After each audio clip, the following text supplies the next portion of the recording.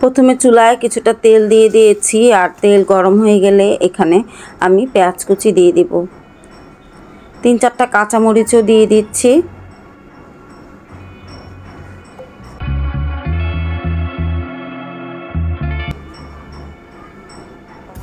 এখন পেঁয়াজ ভেজে নিব। পেঁয়াজ ভাজা হয়ে গেলে এখানে অর্ধেকটা টমেটো আগে থেকে কুচি করে নিয়েছি, সেটাও দিয়ে দিচ্ছি। আর টমেটো দিলে একটু টকটক লাগে, লোট্টা মাছ খেতেও বেশ ভালো লাগে। 1 টেবিল চামচ রসুন বাটা, 1/2 চামচ জিরা বাটা, 1 চা চামচ হলুদের গুঁড়ো, 1 চামচ মরিচের গুঁড়ো দিয়ে দিচ্ছি, আর স্বাদ মতো লবণও দিয়েছি। এক ফাঁকে আমি লোট্টা মাছগুলো মশলা কষানো হয়ে গেলে দিয়ে দিয়েছিলাম। অল্প পরিমাণ পানি দিয়ে দিতে হবে, আর লোট্টা মাছে বেশি পানি দিলে মাছগুলো ভেঙে যায়, তাই সামান্য পরিমাণ পানি দিয়ে মাছগুলো আমি রান্না করে নেব। দেখুন কি সুন্দর কালার চলে এসেছে, এবং আমার রান্নাও শেষ। চুলাটা বন্ধ করে দিয়ে এবার পরিবেশন করছি।